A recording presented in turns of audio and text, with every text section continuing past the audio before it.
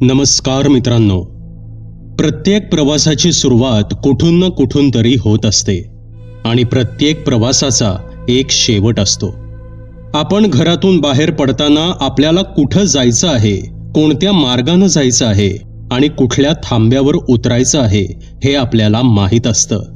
पण कधी विचार केलाय का, या जगात असेही काही प्रवासी असतात ज्यांचा प्रवास अपूर्ण राहिलेला असतो. असे प्रवासी जे वर्षानुवर्ष आपल्या शेवटच्या थांब्याच्या शोधात भटकत असतात. रात्रीच्या वेळी बसमधून प्रवास करताना, निर्मनुष्य रस्त्यावरून प्रवास करताना आपल्या आजूबाजूला अनेक अनोळखी माणसं येतात आणि निघून जातात. कधी कधी ते आपल्या शेजारी बसतात, कधी कधी आपण त्यांच्याशी बोलतो, कधी नकळत आपण त्यांना आपल्या प्रवासाचा एक भाग बनवून घेतो. पण त्या अनोळखी चेहऱ्यांमागे नक्की कोण दडलेलं असतं हे आपल्याला खरंच माहीत असतं का? कारण काही वेळा एखाद्या अनोळखी प्रवाशासाठी थांबलेली गाडी आपल्यालाही अशा एका प्रवासावर घेऊन जाऊ शकते जिथून परत येण्याचा रस्ता प्रत्येकाच्या नशिबात नसतो. आजची कथा आहे अशाच एका भयावह रात्रीची. ज्या रात्री सुरू झालेला एक साधा प्रवास काही प्रवाशांसाठी त्यांच्या आयुष्यातील सर्वात भयानक अनुभव ठरला. मित्रांनो, आजच्या कथेचं नाव आहे तिलारी घाटातील ती भयान रात्र. कथेला आता सुरुवात करू.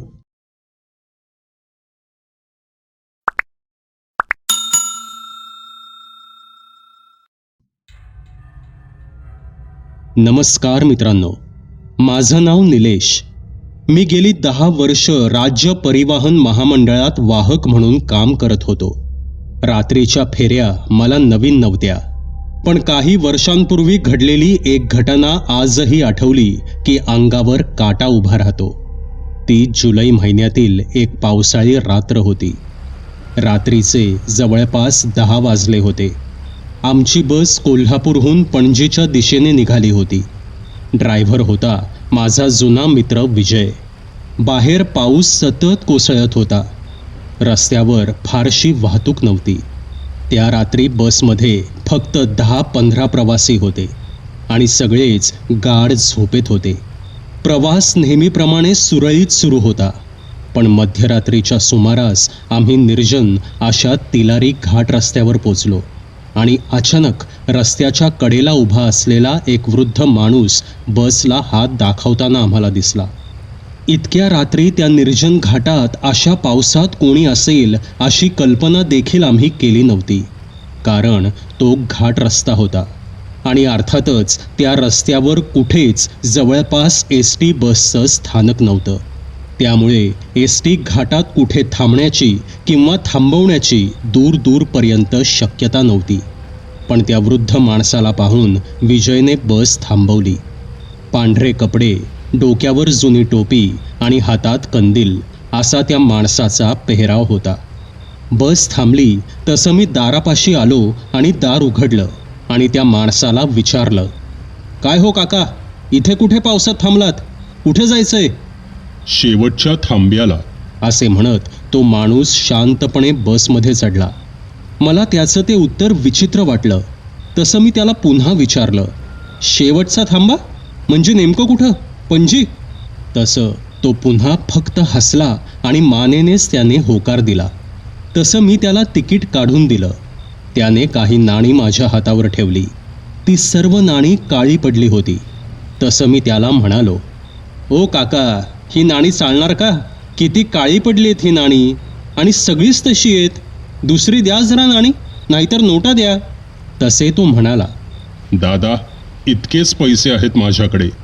यावर मी काही बोलणार इतक्यात तो माणूस बसच्या अगदी शेवटच्या सीटवर जाऊन बसला. मी विजयकडे बघितलं. तसं विजयने सुद्धा मानेने मला जाऊ दे असा इशारा केला. तसं मी सुद्धा त्याला पुढे काही बोललो नाही. एकतर बाहेर गडद अंधार, त्यात बाहेर मुसळधार पाऊस कोसळत होता आणि तो वृद्ध घाट रस्त्यातच मध्येच उभा होता. त्यामुळे मग मी सुद्धा काही बोललो नाही. पुढचा अर्धा तास शांततेत गेला. पण नंतर बसमध्ये काही विचित्र गोष्टी घडायला लागल्या. बसमध्ये असलेले बाकीचे प्रवासी अजून सुद्धा झोपेतच होते. अचानक बसमधलं वातावरण थंड झालं आणि मागून गुरगुरल्याचे आवाज ऐकू येऊ लागले. तसं मी मागे वळून पाहिलं. शेवटच्या सीटवर बसलेला वृद्ध अजूनही माझ्याकडेच पाहत होता. त्याचे डोळे पापणी न लवता स्थिर होते. तसं मी पुन्हा माझी नजर पुढे वळवली. काही वेळाने दोडामार्ग बसस्थानक आलं आणि तिथे बस थांबली. तसे मी आवाज दिला, चला दोडामार्ग आहे का कोणी? उतरून घ्या, बस इथे 5 मिनिटं थांबेल. इतके बोलून मी बसमधून खाली उतरलो. माझ्या मागोमाग गाडीतील फक्त 2 मुलं तिथे उतरली. बाकी कोणीही उतरलं नाही. ती मुलं माझ्या मागे आली आणि त्यांनी माझ्या खांद्यावर हात ठेवला. काय रे पोरांनो, काय झालं? मी विचारलं. तसं त्यातील एक म्हणाला, दादा तुम्ही कोणाशी बोलत होतात? म्हणजे कधी? मी विचारलं. तुम्ही तिलारी घाटात गाडी थांबवून कोणाशी तरी बोलत होतात, तो मुलगा म्हणाला. अच्छा ते, अरे ते मागे बसलेले आजोबा नाही का, ते घाटात थांबले होते, ते बसमध्ये चढले, तेच जे मागच्या सीटवर बसलेत त्यांच्याशी बोलत होतो. का रे? मी म्हणालो. तसे दोघांनी एकमेकांकडे आश्चर्याने पाहिलं. दादा म्हणूनच तर तुम्हाला विचारलं, घाटात तर कोणीच नव्हतं, घाटात तर कोणीच बसमध्ये चढलं नाही, तुम्ही एकटेच बडबडत होतात, तो मुलगा म्हणाला. काय? अरे काय दारू पेली का काय तुम्ही? तुमचं माझ्याकडे इतकं लक्ष होतं, तुम्हाला मी दिसलो आणि ते आजोबा दिसले नाहीत? जा मागच्या सीटवर जाऊन पहा, तिथे बसलेत ते, मी म्हणालो. अहो दादा, मागच्या सीटवर कोणीच नाहीये, घाटात बसमध्ये कोणीच चढलंच नाही, तो मुलगा म्हणाला. या इकडे, असं म्हणत मी त्या दोघांबरोबर बसमध्ये चढलो आणि मागील सीटवर नजर टाकली. बसमध्ये आधी बसलेले सर्व प्रवासी तसेच होते, पण मागील सीटवर कोणीही नव्हतं. अरे ते आजोबा कुठे गेले? बसमधून तर तुम्ही दोघंच उतरलात, मी आश्चर्याने आणि घाबरून म्हणालो. दादा तेच तर आम्ही सांगत होतो, घाटामध्ये कोणीही चढलंच नाही, तुम्ही एकटेच दार उघडून बडबडत होतात, आम्हाला कोणीच दिसलं नाही म्हणून तर आम्ही तुम्हाला विचारलं, तो मुलगा म्हणाला. मागील रिकामं सीट पाहून आणि त्या मुलांचे शब्द ऐकून माझ्या अंगावर सरकन काटा आला. मी ताबडतोब मागे धावलो आणि मागील सीटवर जवळ जाऊन पाहिलं. मागील सीट रिकामीच होती, पण त्यावर चिखलाने माखलेले पावलांचे ठसे स्पष्ट दिसत होते. चिखल अजूनसुद्धा ओलाच होता. ते दृश्य पाहून मी घाबरलो आणि बसच्या केबिनजवळ गेलो. तेवढ्यात विजय म्हणजेच बसचा चालक बसमध्ये आला आणि माझा घाबरलेला चेहरा पाहून त्याने मला विचारलं, काय रे निल्या, तू ठीक आहेस ना? कसे कोण जाणे, कदाचित भीतीमुळे असेल, पण मी त्याला काहीही उत्तर दिलं नाही आणि फक्त मान होकारात डोलावून मी ठीक असल्याची खूण केली. काहीच वेळात बस दोडामार्ग स्थानकावरून मार्गस्थ झाली. रात्रीचा 1 वाजत आला होता.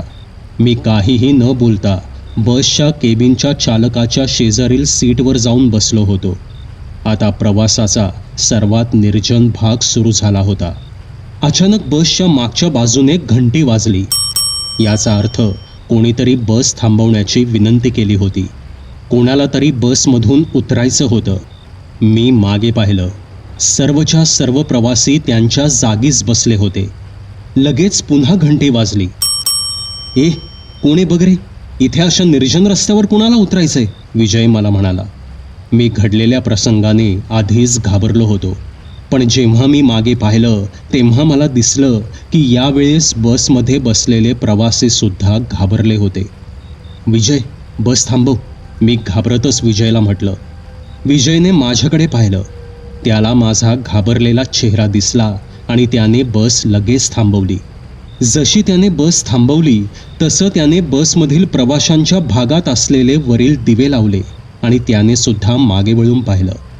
त्याला सुद्धा बघायचं होतं की इतक्या रात्री इतक्या निर्जन भागात कोणाला उतरायचंय.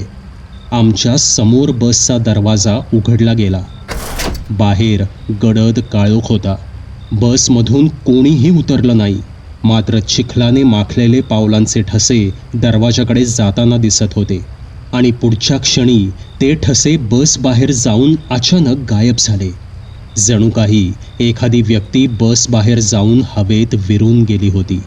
ते दृश्य पाहून आमच्या बरोबरच सर्व प्रवासी आता घाबरले होते. विजय आणि मी आम्ही दोघांनी घाबरलेल्या नजरेने एकमेकांकडे पाहिलं. कदाचित आमच्या बरोबरच सर्वांनी मनात देवाचं नाव घ्यायला सुरुवात केली होती. सर्व बसमध्ये शांतता पसरली होती. ते बसचं उघडलेलं दार पुन्हा लावायची माझी हिंमत होत नव्हती, कारण इतकं काही घडलं होतं, पण नजरेस मात्र काहीच पडलं नव्हतं. विजयने चावी फिरवली आणि बस पुन्हा सुरू करण्याचा प्रयत्न केला, पण कसे कोण जाणे इंजिन अचानक बंद पडलं होतं. इतका वेळ व्यवस्थित चाललेली बस अचानक बंद पडली होती. त्याने गाडी सुरू करण्याचा पुन्हा प्रयत्न केला, पण गाडी सुरू होत नव्हती. गाडी त्या निर्जन रस्त्यावर बंद पडली होती. बाहेर जोरदार पाऊस कोसळतच होता. इतक्यात रस्त्याच्या पलीकडे कोणाच्या तरी अस्पष्ट हसण्याचा आवाज आम्हाला कानावर पडला. तसे आम्ही त्या दिशेने पाहिलं. आम्हाला एक मोडकळीस आलेली दगडी कमान दिसली. त्या कमानीवर गंजलेला एक फलक होता, जुने नानोरा स्मशानभूमी. मी केबिनमधून टॉर्च काढला आणि टॉर्चचा प्रकाश तिकडे टाकला आणि समोरील दृश्य पाहून माझा जीव घशात आला. त्या कमानीजवळ तोच वृद्ध उभा होता. यावेळी तो एकटा नव्हता. त्याच्या मागे डझनभर पांढऱ्या सावल्या उभ्या होत्या. सर्वजण शांत उभे होते. सर्वजण आमच्याकडेच पाहत होते. क्षणभर माझ्या हातातील टॉर्च लुकलुकला आणि प्रकाश पुन्हा स्थिर झाला. प्रकाश स्थिर झाल्यावर आम्ही पुन्हा तिकडे पाहिलं, पण आता तिथे कोणीच नव्हतं. तो घडलेला प्रकार पाहून मी आणि विजय अक्षरशः थरथरत होतो. कदाचित हे सर्व दृश्य बसमधील प्रवाशांनी सुद्धा पाहिलं होतं. बस चालू होतीये का बघ, मी विजयला थरथरत्या आवाजात म्हणालो. तसं त्याने सुद्धा थरथरत्या हाताने बसची चावी फिरवली आणि आश्चर्य म्हणजे बस सुरू झाली. विजयने त्वरित बस पुढे नेली आणि आम्ही पुढील प्रवासाला सुरुवात केली. त्या भयंकर रात्री त्या निर्जन रस्त्यावर आमच्यासोबत पुन्हा काही भयंकर घडू नये आणि आम्ही सही सलामत पणजीला पोचावं म्हणून कदाचित आम्ही सर्वच जण मनात देवाची प्रार्थना करत होतो. काही तासात बस पणजी डेपोमध्ये पोचली आणि आम्ही सुटकेचा निश्वास टाकला. जशी बस थांबली तसे जो तो त्या बसमधून आधी खाली उतरण्याचा प्रयत्न करू लागला. त्या इनमिन 10-15 प्रवाशांमध्ये सुद्धा खाली उतरण्यासाठी धक्काबुक्की होऊ लागली होती. खरं तर तो बसचा शेवटचा स्टॉप होता. यानंतर बस पुढे कुठेच जाणार नव्हती, पण तरीसुद्धा भीतीपोटी जो तो बसमधून त्वरित उतरण्याचा प्रयत्न करत होता. एकदाचे सर्व प्रवासी खाली उतरले आणि डेपो बाहेर निघून गेले. बस पोचल्यानंतर आम्ही रात्रीची घटना डेपोमधील सर्वांना सांगितली. ती घटना ऐकल्यावर सर्वच जण घाबरले, पण डेपोमधील एक वृद्ध मेकॅनिक सांगू लागला, सुमारे 40 वर्षांपूर्वी त्या घाटात प्रचंड दरड कोसळली होती. गडिंग्लज गावातील काही लोकांना घेऊन जाणारी एक खासगी बस तिलारी घाटात खोल दरीत कोसळली होती. त्या अपघातात अनेक लोकांचा मृत्यू झाला होता. मृतांमध्ये एक वृद्ध प्रतिष्ठित शाळा शिक्षक सुद्धा होता. तो नेहमी पांढरे कपडे आणि टोपी घालायचा आणि हातात कंदील बाळगायचा. त्याचा फोटो आजही गडिंग्लज गावातील सरकारी शाळेत लावलाय. ते ऐकून आम्ही हादरून गेलो होतो.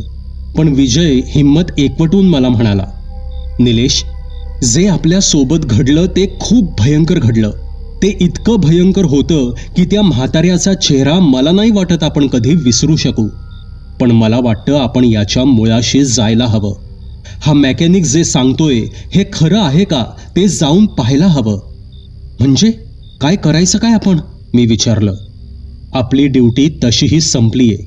गडिंग्लज इथून 3 तासांवर आहे. आत्ता बस पकडून लगेच गडिंग्लजला जाऊ आणि त्या सरकारी शाळेत जाऊन बघू. तिथे त्या माणसाबद्दल चौकशी करू. या घटनेचा उलगडा झालाच पाहिजे, विजय म्हणाला. अरे पण आपल्याला त्या माणसाचं नाव देखील माहीत नाही. आपण त्याच्याविषयी विचारणार तरी कसं, मी म्हणालो. अरे आत्ता तो मेकॅनिक म्हणाला ना की तो प्रतिष्ठित शिक्षक होता. त्याचा फोटो त्या शाळेत लावलाय. त्यावरून आपल्याला सगळं समजेल की, विजय म्हणाला. त्याचा जोश पाहून मी सुद्धा त्याला होकार दर्शवला. तसे आम्ही तातडीने बस पकडून गडिंग्लजला रवाना झालो. गडिंग्लजला पोचल्यावर आम्ही त्या गडिंग्लजच्या सरकारी शाळेत गेलो. शाळेत जाताच आम्हाला एक मोठा वरांडा लागला. तिथे एका भिंतीवर खूप साऱ्या लोकांचे फोटो लावले होते आणि त्यातील एका फोटोकडे आमच्या दोघांचीही नजर सर्रकन खेचली गेली. आम्ही तो फोटो पाहिला. आम्ही तो फोटो क्षणात ओळखला. फोटोतील माणूस तोच होता जो काल रात्री आमच्या बसमध्ये बसला होता. ते पाहून आम्ही खूप घाबरलो. आमच्या जवळून एक वृद्ध पिऊन चालला होता. स्वतःला सावरत विजयने त्या पिऊनला थांबवलं आणि त्या फोटोकडे बोट दाखवून त्याने विचारलं, काका, हे गृहस्थ कोण आहेत? तसे तो पिऊन बोलू लागला, आहेत नाही, होते. महंतराव, फार हुशार शिक्षक. शाळेत खूप मान होता त्यांना, पण काही वर्षांपूर्वी एका अपघातात ते मरण पावले. इतकं सांगून तो निघून गेला. त्याचे शब्द आम्ही ऐकले आणि आमच्या पायाखालची जमीनच सरकली. त्या रात्री कित्येक वर्षांपूर्वी मेलेल्या माणसाला आम्ही भेटलो होतो. आम्ही त्याच्याशी बोललो होतो. ही खूप भयंकर गोष्ट होती. मला तर दरदरून घाम फुटला होता. मी खिशातून रुमाल काढण्यासाठी माझ्या खिशात हात घातला आणि मला एकदम काहीतरी जाणवलं. मी खिशातून हात बाहेर काढला तसे माझ्या हातात तीच काळी नाणी आली. तीच काळी नाणी जी त्या माणसाने मला बसमध्ये चढताना दिली होती. ते पाहून माझा हात थरथर कापू लागला. ते पाहून विजय सुद्धा घाबरला होता. जे काही काल रात्री घडलं होतं ते सर्व खरं होतं याची जणू ती नाणी ग्वाही देत होती. मी ती नाणी थरथरत्या हाताने तिथल्याच एका बेंचवर ठेवली. त्यानंतर आम्ही एकदाही त्या फोटोकडे वळून पाहिलं नाही आणि एकमेकांना सावरत आम्ही त्या शाळेतून बाहेर पडलो. आम्ही मानसिकरित्या खूप मोठ्या धक्क्यात होतो. काही दिवसांनी आम्ही सावरलो. त्यानंतर सुद्धा आम्ही अनेक रात्रीच्या फेऱ्या केल्या, पण आजही एखाद्या निर्जन घाट रस्त्यावर उभा असलेला एकटा दुकटा प्रवासी दिसला तरी आम्ही गाडी थांबवत नाही. आम्ही गाडी फक्त आणि फक्त बस स्थानकावरच थांबवतो. कारण काही प्रवासी असे असतात जे कदाचित मृत्यू पश्चात सुद्धा त्यांचा अपूर्ण राहिलेला प्रवास पूर्ण करण्यासाठी परत येतात. मित्रांनो, ही भयकथा तुम्हाला कशी वाटली ते कॉमेंटमध्ये नक्की सांगा. पुन्हा भेटूयात अशाच एका भयकथेसोबत. धन्यवाद. सबस्क्राईब करा एटी स्टोरी टेलर चॅनलला आणि बेल आयकन दाबून ऑलवर क्लिक करा आमचे व्हिडिओज सगळ्यात आधी बघण्यासाठी.